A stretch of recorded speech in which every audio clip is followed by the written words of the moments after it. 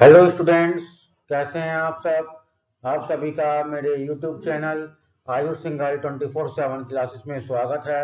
आज मैं आप लोगों के साथ बात करूंगा इंफॉर्मेशन प्रैक्टिस, जिसका सब्जेक्ट कोड है 065, क्लास 12 के यूनिट 3 चैप्टर 5 एनसीईआरटी बुक के अनुसार चैप्टर नंबर 5 और चैप्टर का नेम है आपका internet and web networking. Chapter में आज मैं आपके साथ डिस्कशन करूंगा इंटरनेट इंटरनेट क्या होता है और उसके पार्ट्स के बारे में डिस्कशन करेंगे। और स्टूडेंट्स, ये हमारी 12th क्लास है। इस लास्ट क्लास में हमने आपको टोपोलॉजीज के बारे में डिस्कशन किया था। तो चलिए अपनी क्लासेस को शुरू करते हैं। इंटरनेट, सबसे पहले बात आती है कि जो वो चीज आज के क्लास में हम आपसे डिस्कशन करने जा रहे हैं, वो चीज पढ़ते जा रहे हैं जो कि हम 24 आवर्स यूज करते हैं। तो internet, what is internet, internet क्या होता है। Internet is the global network of computing devices including desktop, laptop, servers, tablets, mobile phones, etc. and some peripheral devices like printer, scanner, etc. Internet जो है किसी भी कंप्यूटिंग डिवाइसेस का global network है। Internet is the global network of computing devices. Computing devices पे access करने के लिए या कंप्यूटिंग डिवाइसेस पर यूज करने के लिए क्या है, ग्लोबल नेटवर्क। ये जो यूनिवर्सल नेटवर्क है, डिवाइसेस कौन कौन से हैं आपके, desktop, laptop, servers, tablets and mobile phones. और कुछ पेरिफेरल डिवाइसेस भी हैं जैसे प्रिंटर्स और scanners. Computers are either connected to a modem through a cable or a wireless known as Wi-Fi। Computer जो है हमारे इंटरनेट से कनेक्टेड होते हैं मोडेम के थ्रू, या तो केबल के द्वारा या वाईफाई के द्वारा। ये मोडेम कैन बी वायर्ड और वायरलेस। मोडेम जो है आपका वायर्ड या वायरलेस कुछ भी हो सकता है, कोई सा भी मोडेम हो सकता है। Which is connected to the local ISP. जो मोडेम आपका वायर्ड हो या वायरलेस हो, ये आपका दोनों में से कोई सा भी हो सकता है। और मोडेम जो है आपका आईएसपी से कनेक्टेड होता है। ISP means internet service provider. It is A telecom company through which you take the plan or you recharge the plan or purchase the data for user to access the internet on any particular device through the broadband connection, also known as wired or cabled connection, as well as wireless connection, are also known as hotspot or Wi-Fi connection, who connects to a national network, जो आपके device को network से connected करता है और आपको internet access करने की फैसिलिटी प्रोवाइड करता है। Today, internet is a widespread network and its influence is no longer limited to the technical fields of computer communications। आज के समय में इंटरनेट जो है बहुत तेजी से फैल चुका है, बहुत तेजी से फैलने वाला नेटवर्क है, जो उसकी कोई लिमिट नहीं है, कोई टाइम लिमिट नहीं है, कोई डेटा लिमिट नहीं है, कुछ भी प्रकार की कोई लिमिट नहीं है। इतना ज्यादा इसका नेटवर्क स्प्रेड हो चुका है वर्ल्ड वाइड में, इसकी कोई लिमिट नहीं है। स्पेशली कंप्यूटर कम्युनिकेशन में, टेक्निकल फील्ड में इसकी लिमिट की हम बात कर भी नहीं सकते हैं। It is use by everyone in the society, क्योंकि हमारे समाज में, हमारे चारों तरफ जिस सोसाइटी में हम रहते हैं उस सोसाइटी में सभी प्रकार के व्यक्तियों के द्वारा इसका प्रयोग किया जाता है, या हम कह सकते हैं कि इंटरनेट का सभी लोगों के द्वारा एक्सेस किया जाता है। As it is increasing in the use of online tools for education. जैसे जैसे शिक्षा के क्षेत्र में ऑनलाइन एजुकेशन के लिए आपके टूल्स और फीचर्स और फैसिलिटीज इंक्रीज होती जा रही हैं, आपकी क्रिएटिविटी इंक्रीज होती जा रही है, आपका एंटरटेनमेंट के साधन और उनके फीचर्स और उनके टूल्स ऑनलाइन प्रोवाइड करने के लिए आपको एंटरटेनमेंट, इनके जो टूल्स हैं और इनके जो फीचर्स हैं वो इंक्रीज होते जा रहे हैं। हम जो सामाजिक तौर पर बातचीत करते हैं, सोशलाइजेशन, हम ग्लोबली हो रहे हैं, ग्लोबली के साथ साथ हम डिजिटली हो रहे हैं, एंड ई कॉमर्स आल्सो। और आज के समय में हम शॉपिंग के लिए भी ऑनलाइन टूल्स पर डिपेंड हो गए हैं। तो इस वजह से हमारे समाज में या हम लोगों के द्वारा इंटरनेट का बहुत तेजी से विस्तार हो रहा है और इसका प्रयोग अब कम रुकना तो नामुमकिन है, परंतु कम होना भी एक नामुमकिन सा लगने लगा है और हम इन सभी चीजों के एडिक्ट हो चुके हैं, आदी हो चुके हैं और हम इन सब चीजों के का एक तरीके से एडिक्ट हो चुके हैं, जिसको हम सिंपल लैंग्वेज में बात करें तो नशा ले चुके हैं। हम इस चीज के इतने हैबिचुअल बन चुके हैं कि हमें इस डिजिटल लाइफ की दुनिया से बाहर कोई दुनिया हमें नजर ही नहीं आती है, specially for new youths as well as teenagers. आगे बात करेंगे अब हम एप्लीकेशन ऑफ इंटरनेट। जिस तरीके से हम इंटरनेट यूज कर रहे हैं उसी तरीके से अब आपको एप्लीकेशन ऑफ इंटरनेट पढ़ना है कि इंटरनेट के कुछ एप्लीकेशंस हैं, वो कौन कौन से एप्लीकेशंस आपके इंटरनेट के होते हैं आपको यहाँ पे पढ़ाए जाएंगे। There are broad areas of applications of internet which are as follows. आपके इंटरनेट के काफी ब्रॉड एप्लीकेशंस हैं, काफी वाइड एप्लीकेशंस हैं। कौन कौन से हैं वो आप यहाँ पे देखेंगे। फर्स्ट आता है वर्ल्ड वाइड वेब, WWW, आप सभी ने नाम सुना होगा। सेकंड आता है इलेक्ट्रॉनिक मेल, जिसको हम शॉर्ट में ईमेल बोलते हैं। थर्ड इज चैट, जिसको सोशल मीडिया पे हम यूज करते हैं, चैटिंग बोलते हैं। And fourth is VoIP, voice over internet protocol. आज के समय में हम इस फीचर का भी यूज कर रहे हैं, जैसे आप व्हाट्सएप कॉल करते हैं, मैसेंजर कॉल करते हैं। तो ये आपका जो एग्जाम्पल है VoIP का था। इन सभी एप्लीकेशंस के बारे में आज मैं अपनी क्लास में आपके साथ डिस्कशन करूंगा वन बाय वन। तो चलिए स्टार्ट करते हैं। पहला एप्लीकेशन आपका जिसका नाम है वर्ल्ड वाइड वेब, जिसको हम शॉर्ट में WWW भी बोलते हैं।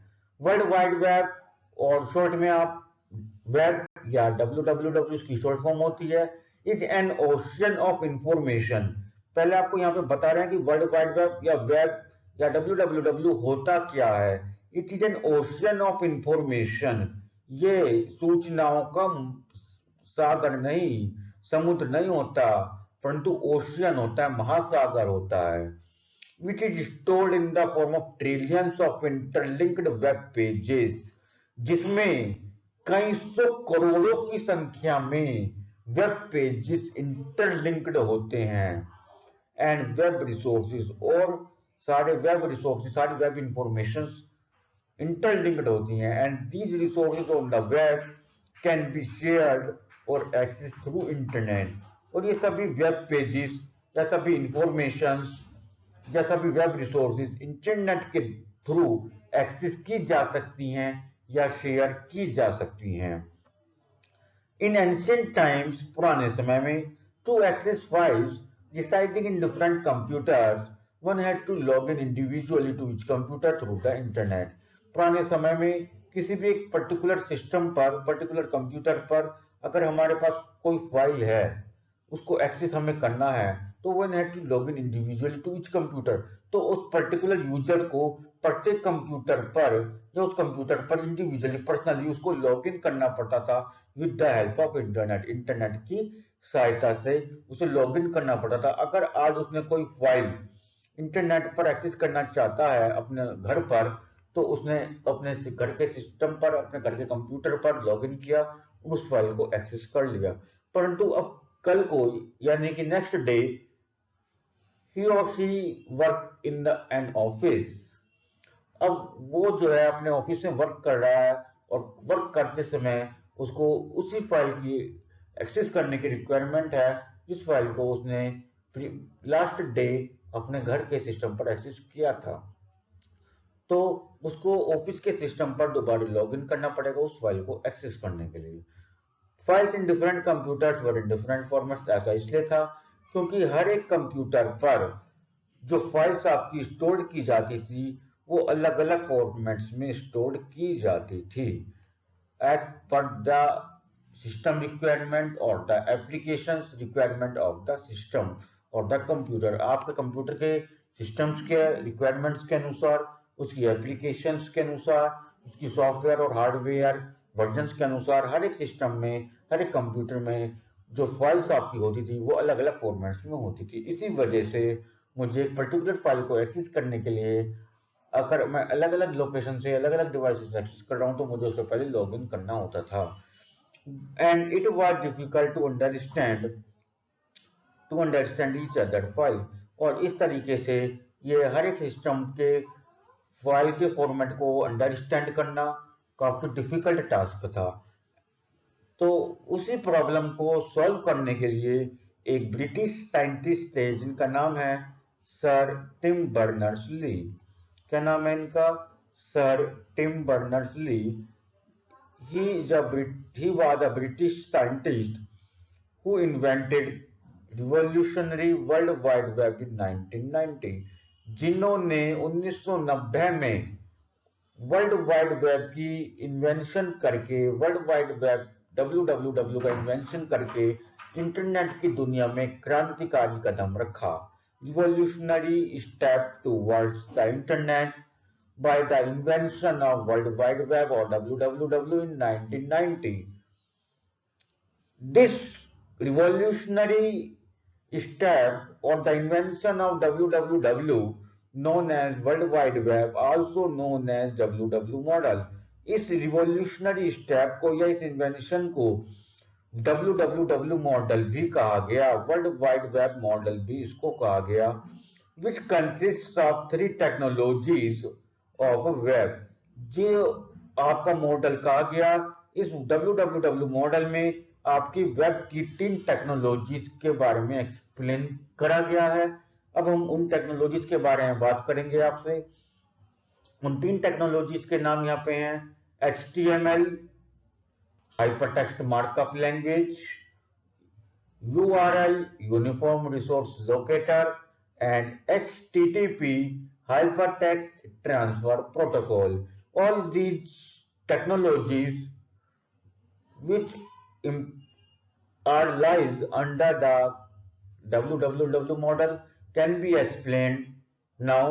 अब हम इन सभी टेक्नोलॉजीज को वन बाय वन देखेंगे, डिस्कशन करेंगे आपके साथ। चलिए शुरू करते हैं। पहली टेक्नोलॉजी आपकी आती है HTML। HTML stands for Hypertext Markup Language, which is used to design standard web pages.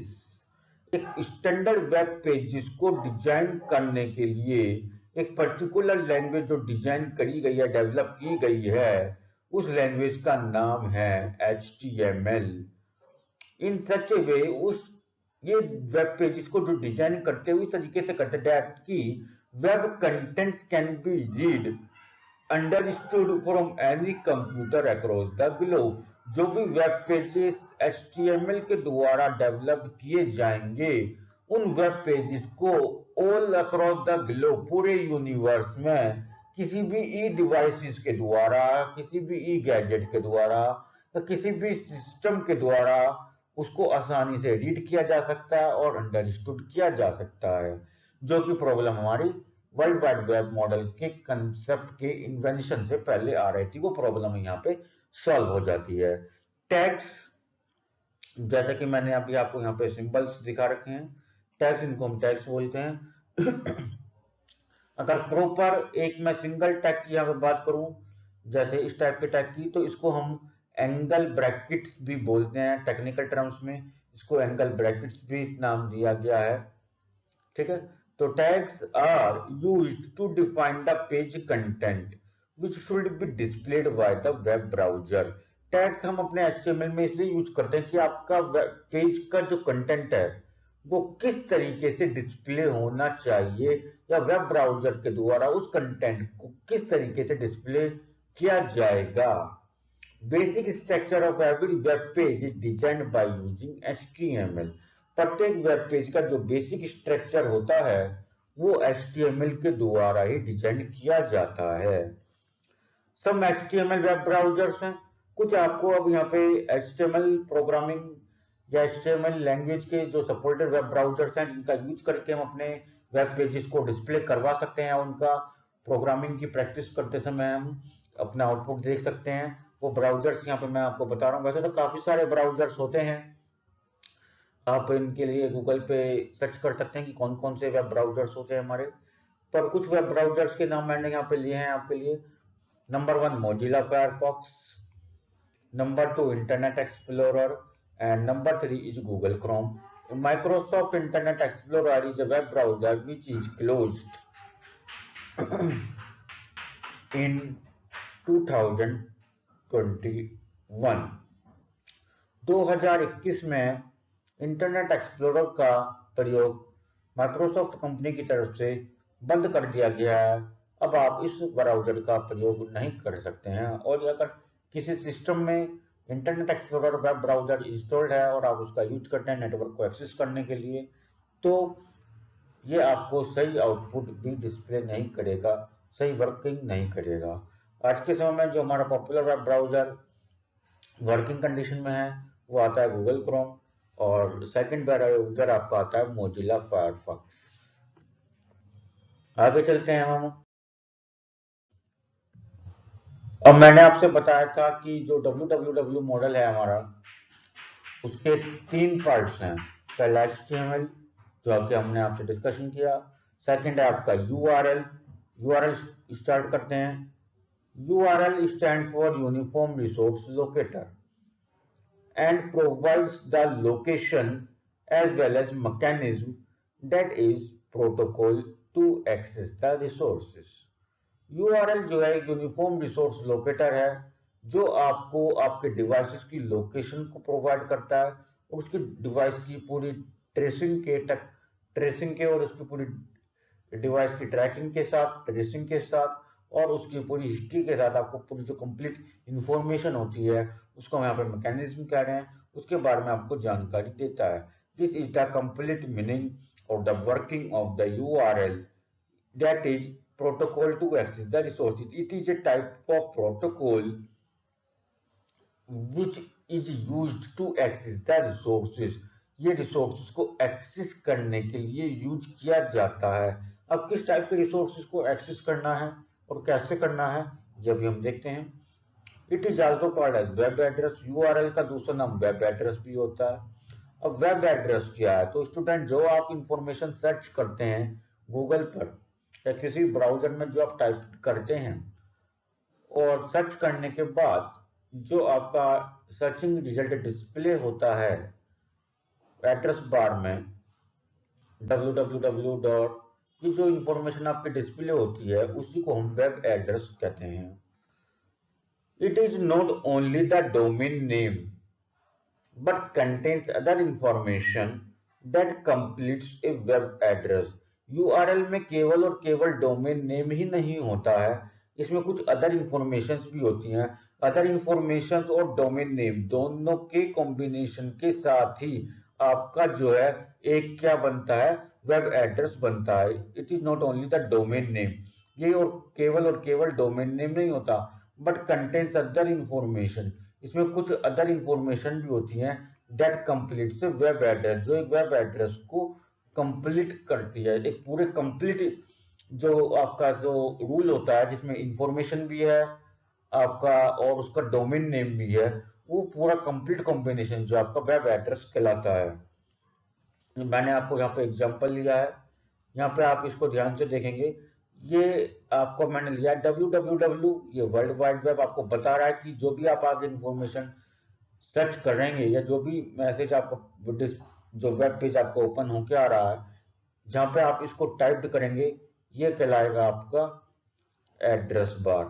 और ये इसका दूसरा नाम क्या होता है? वेब एड्रेस होता है, जिसको टेक्निकल लैंग्वेज में हम शॉर्ट में URL बोलते हैं, जिसकी फुल फॉर्म आपकी यूनिफॉर्म रिसोर्स लोकेटर होती है। अब आपका यहाँ पे जो शब्द लिखा है www रिप्रेजेंट्स दैट या means that the information, the other information which is mentioned towards further. www के बाद जो भी इंफॉर्मेशन आगे लिखी हुई है वो इंफॉर्मेशन जो है या वो वेब पेज जो है आपका वर्ल्ड वाइड वेब से लिंक्ड है, इंटरलिंक्ड है।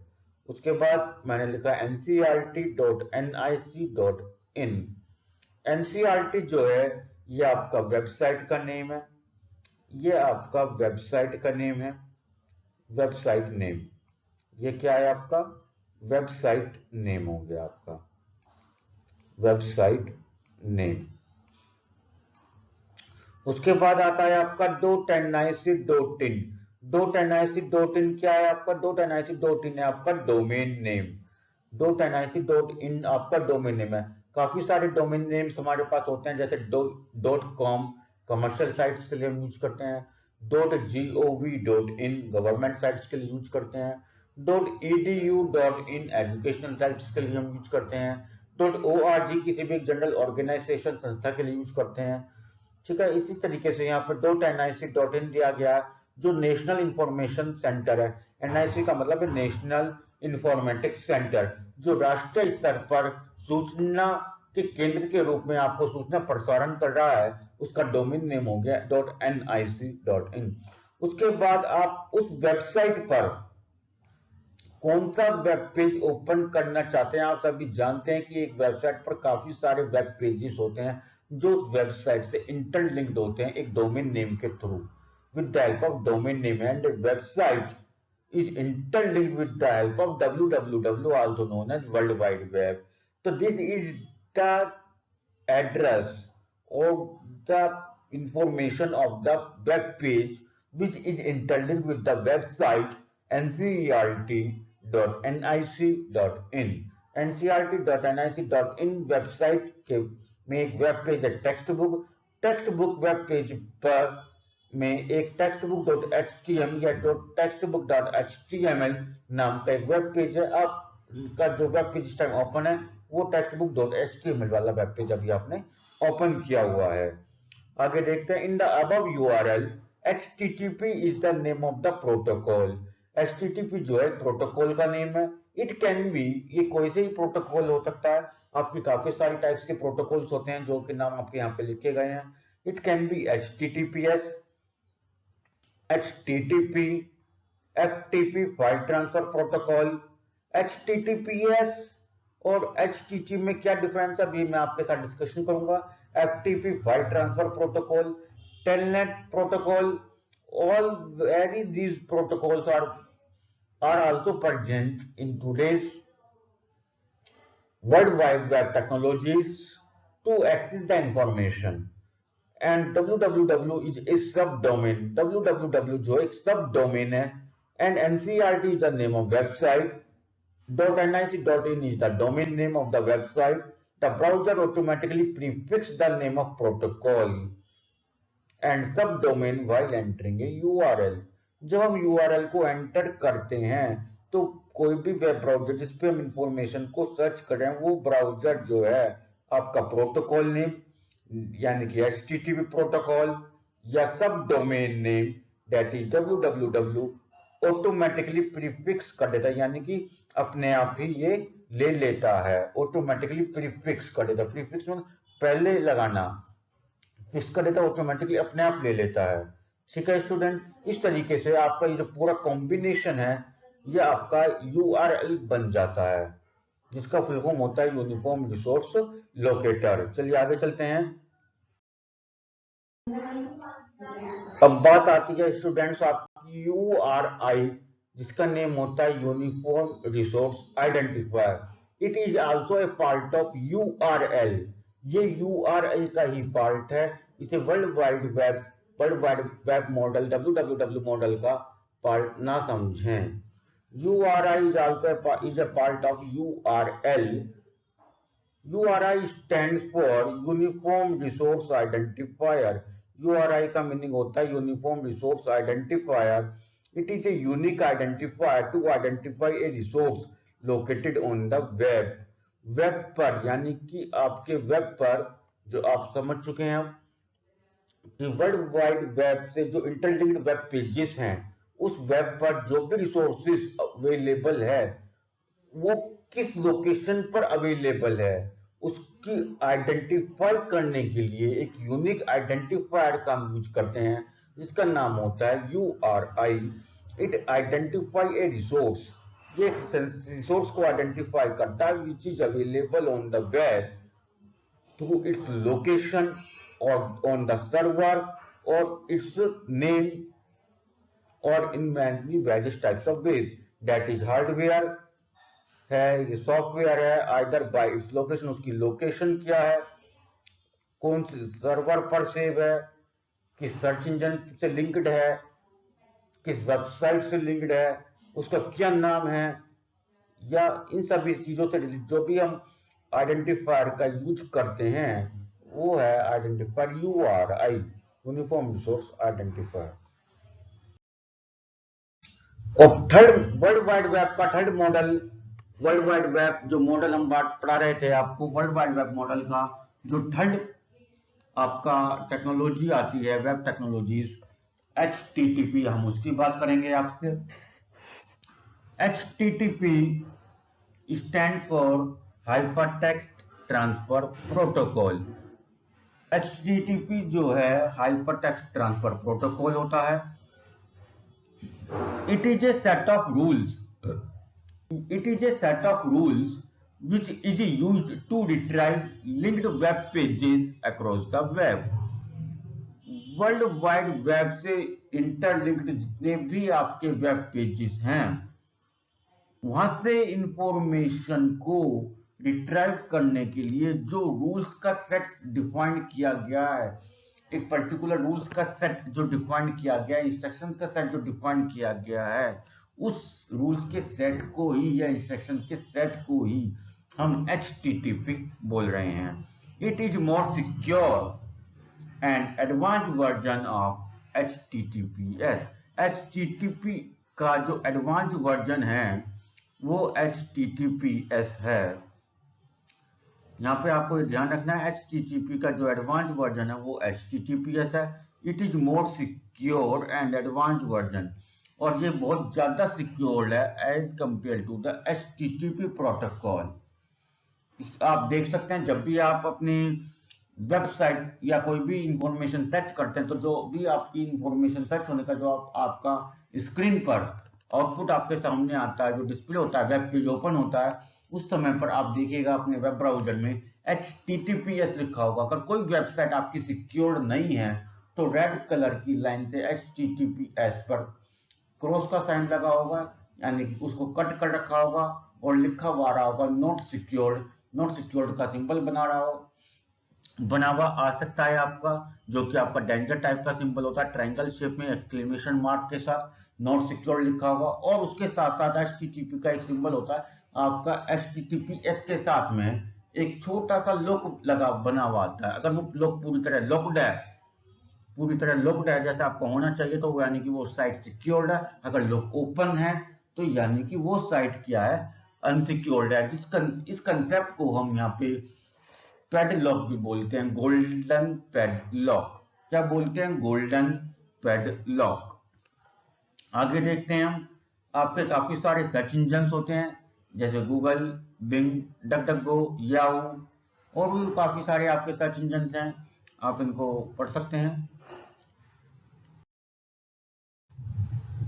आगे हम बात करेंगे आपसे जो एप्लीकेशन ऑफ इंटरनेट की हमने बात करी थी, उसमें आपका जो पहला एप्लीकेशन था वर्ल्ड वाइड वेब, वो हमने यहाँ पे कवर कर लिया है। सेकंड एप्लीकेशन आता है आपका ईमेल, इलेक्ट्रॉनिक मेल। ईमेल में जो ई है उसका मीन्स आता है इलेक्ट्रॉनिक मेल, यानी कि डिजिटली किसी भी व्यक्ति तक, इलेक्ट्रॉनिकली डिजिटली किसी व्यक्ति तक कोई भी मैसेज पहुंचाना है उसको ईमेल कहते हैं। It is the short form of email, electronic mail.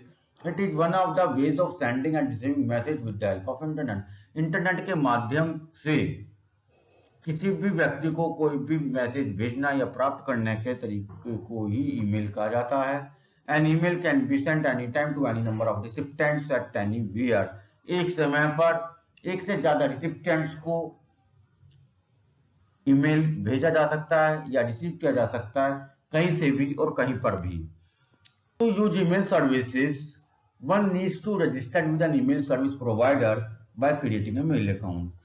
यदि आप ईमेल सर्विसेज का प्रयोग करना चाहते हैं तो सबसे पहले आपको ईमेल सर्विस का यूज करने के लिए आपको अपना एक ईमेल अकाउंट क्रिएट करना होगा, यानी कि आपको उस पर रजिस्टर होना होगा। इट कैन बी फ्री और पेड। ये ईमेल अकाउंट को क्रिएट करना या उसकी सर्विसेज को यूज करना आपका फ्री ऑफ कॉस्ट भी हो सकता है और पेड भी हो सकता है, depends on the services on which और platform on which you create your mail account, जिस पर आप अपना मेल अकाउंट, ईमेल अकाउंट आप क्रिएट कर रहे हैं, उसके अकॉर्डिंग डिपेंड करता है कि आपका फ्री ऑफ सर्विस होगा या पेड सर्विस होगा। उसके बाद आता है आपका नाउ ए डेज, आज के समय में many organisations get customised business mails. आज के समय में काफी सारी संस्थाएं जो हैं या कंपनीज जो हैं या जो बड़े बड़े ऑफिस जो हैं, वो अपने बिजनेस मेल्स को कस्टमाइज कर रहे हैं अपने एम्प्लॉयज के लिए, अपने स्टाफ्स के लिए, अपने डोमेन नेम के साथ। और उस जैसे मैंने आपको दिखाया ayush@tcs.com, यदि कोई व्यक्ति टीसीएस कंपनी में, टीसीएस का एम्प्लॉय या टीसीएस में जॉब कर रहा है, तो उसका टीसीएस के स्टाफ के द्वारा या टीसीएस कंपनी के द्वारा इंटरनली अपने आपस में अपने स्टाफ से बात करने के लिए, एम्प्लॉय से कम्युनिकेशन करने के लिए, डेटा को शेयर करने के लिए, एक्सेस करने के लिए जो एक यूजर नेम या ईमेल अकाउंट का यूज किया जाएगा, वो उस कंपनी के डायरेक्टली ईमेल अकाउंट का डोमेन होगा जो उस कंपनी का नाम है tcs.com। इससे बेनिफिट ये होता है कि जो भी हम ईमेल अकाउंट क्रिएट करते हैं, जैसे हमने tcs.com यहाँ पे क्रिएट किया, तो उनकी जो मेन वेबसाइट है टीसीएस वालों की, tcs.com के नाम से, वहीं पे उन वेबसाइट्स को जब वो होस्ट करवा रहे हैं, तो उस साइट का जो सर्वर उन्होंने इंटरलिंक किया है, उस सर्वर पर ही उनका जो है वो डेटा स्टोर्ड होता है, कोई पर्टिकुलर सर्वर पर स्टोर्ड होता है, जिसको किसी भी सिचुएशन पर कभी भी एक्सेस किया जा सकता है, और उनके स्टाफ की और उनके एम्प्लॉय की और ऑर्गेनाइजेशन कोई भी इंफॉर्मेशन पब्लिक प्लेस पर लीक नहीं होती है। Sending the copy of male, यदि आप अपने ईमेल करते समय, लिखते समय उसको ईमेल की जो है डुप्लीकेट कॉपी क्रिएट करना चाहते हैं, जिसको हम जो है कार्बन कॉपी बोलते हैं ईमेल लैंग्वेज की फॉर्म में सीसी, या ब्लाइंड कार्बन कॉपी बोलते हैं बीसीसी, इसका आप प्रयोग कर सकते हैं। अगर आप कार्बन कॉपी का यूज करते हैं, यानी कि सीसी में आप ईमेल एड्रेस जो भी आप लिखेंगे, तो वो ईमेल जो है, जो भी आपने ईमेल लिख रहे हैं अभी, वो ईमेल जो है आपके दो लोगों को जाएगा। एक तो 2 में जो आपने ईमेल एड्रेस लिखा है उसको जाएगा, और दूसरा ईमेल जाएगा आपका सीसी को, कार्बन कॉपी वाले को जाएगा उस एड्रेस पर। यहाँ पे डिफरेंस ये है कि दोनों व्यक्ति को पता लग जाएगी कि आपने जो है किन किन दो व्यक्तियों को मेल भेजा, यानी कि 2 में जो आपने ईमेल एड्रेस मेंशन किया है उसको पता लग जाएगी कि आपने इस ईमेल की एक कॉपी सेकंड पर्सन को भी दी है, जो आप जिसका ईमेल एड्रेस आपने कार्बन कॉपी में सीसी में लिखा था।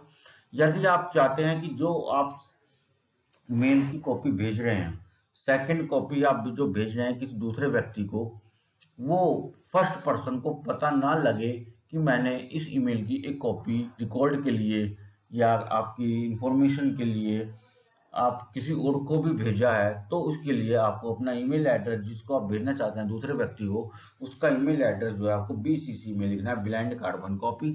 जैसे नाम से ही यहाँ पे पता लग रहा है ब्लाइंड, यानी कि वो आपकी डिसअपीयर हो जाएगी, यानी केवल और केवल कार्बन कॉपी यूजर वाले को ही पता रहेगा कि आपने उसको मेल भेजी है।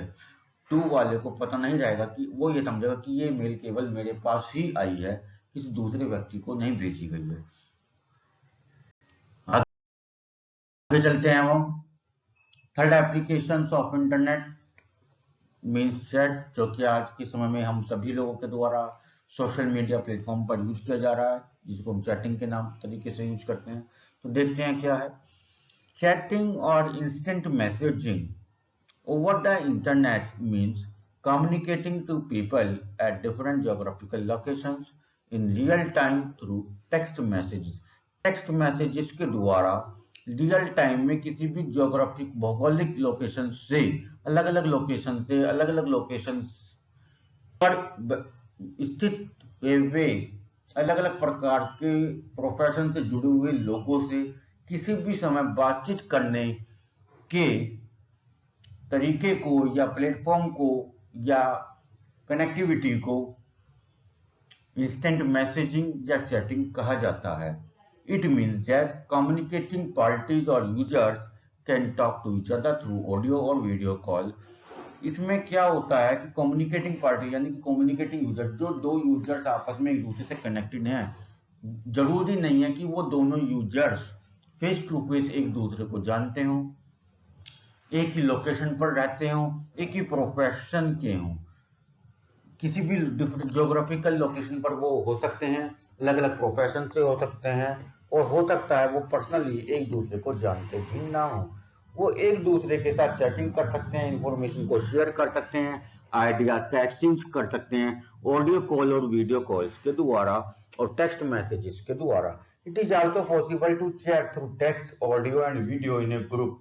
एक ग्रुपिंग में टेक्स्ट मैसेज क्रिएट सेंड करके, ऑडियो कॉल करके या वीडियो कॉन्फ्रेंसिंग या वीडियो कॉल करके ग्रुपिंग में आप जो है सोशल मीडिया प्लेटफॉर्म पर इस फीचर का यूज करके अपने किसी भी यूजर के साथ किसी भी ग्रुप के लोगों के साथ चैटिंग कर सकते हैं, जिसका दूसरा नाम इंस्टेंट मैसेजिंग भी होता है।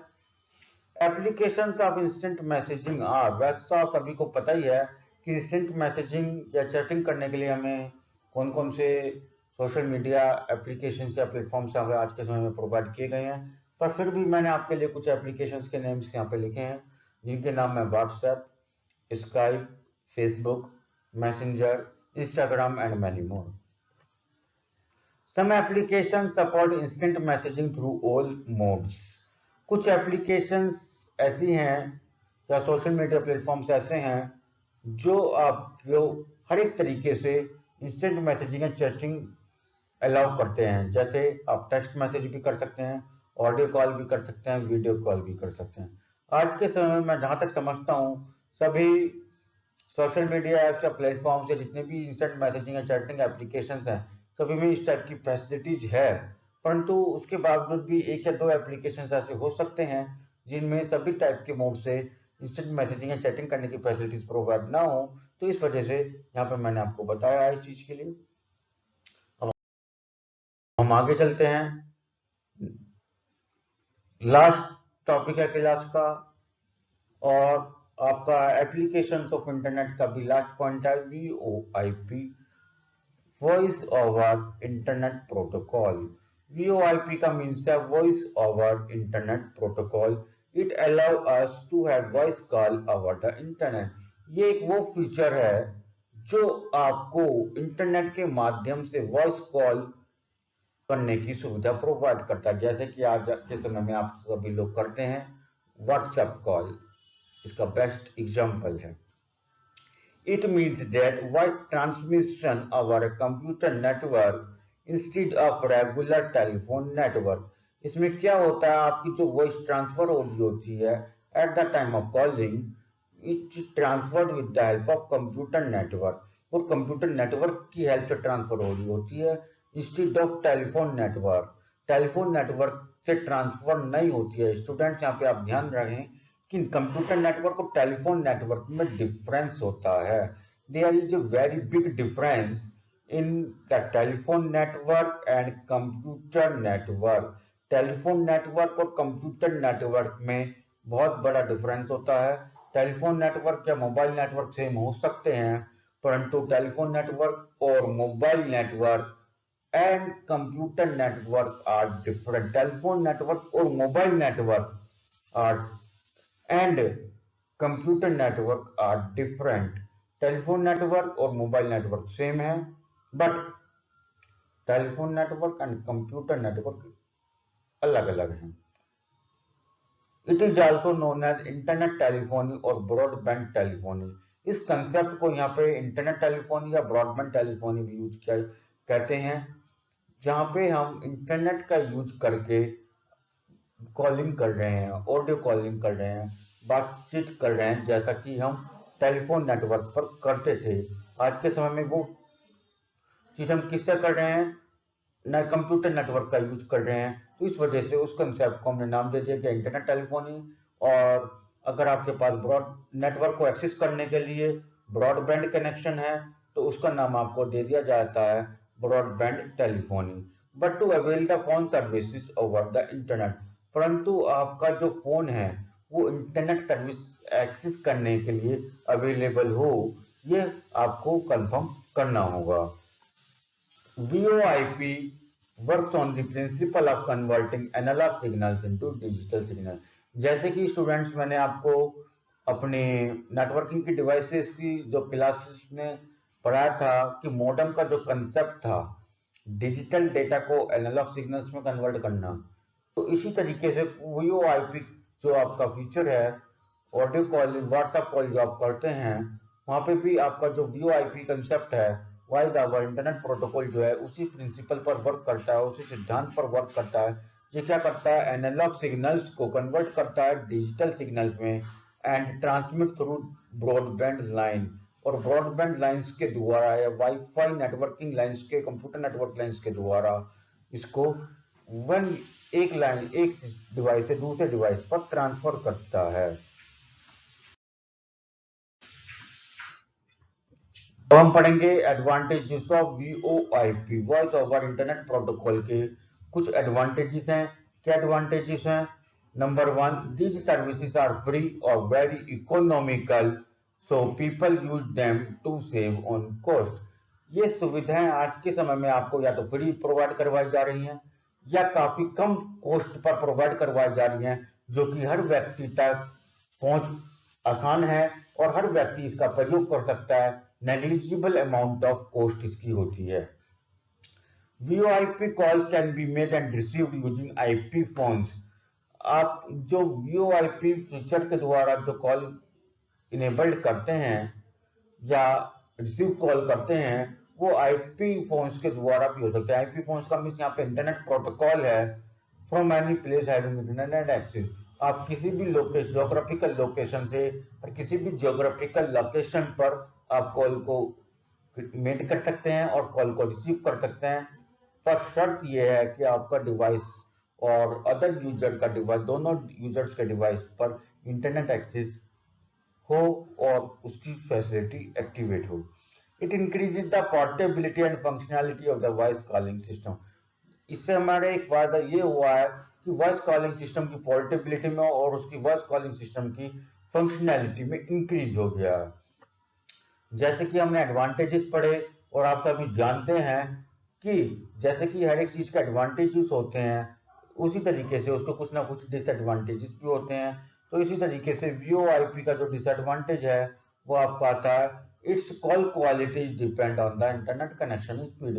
आपकी जो इसकी क्वालिटी है, कॉलिंग क्वालिटी जो है यानी कि ऑडियो क्वालिटी आपकी जो होती है वो इंटरनेट कनेक्शन की स्पीड पर डिपेंड करती है। यदि आपका इंटरनेट कनेक्शन की स्पीड स्लो है, slow internet connection will lead to the poor quality voice call। आपका इंटरनेट कनेक्शन प्रॉपर नहीं है, स्लो है, तो आपकी जो वॉइस कॉल की जो क्वालिटी होगी वो बिल्कुल पुअर होगी और आप जो ऑडियो कॉल कर रहे हैं, व्हाट्सएप कॉल कर रहे हैं ओवर द इंटरनेट, वो आपका उसका कुछ ज़्यादा आप फायदा नहीं उठा पाएंगे, उसकी जो फंक्शनैलिटी है वो वहाँ पे डिक्रीज हो जाती है। तो दिस इज द डिसएडवांटेज और single disadvantage of VoIP only is that slow internet connection gets poor quality voice call। It is only the disadvantage of VoIP। तो स्टूडेंट्स, आज का हमारा जो टॉपिक था इंटरनेट और एप्लीकेशंस ऑफ इंटरनेट वो हमारा कंप्लीट हुआ।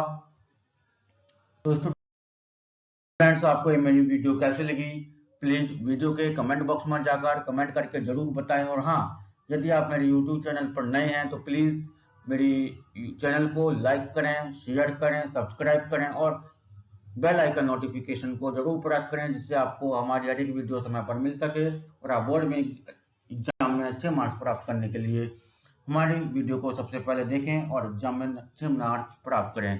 Thank you.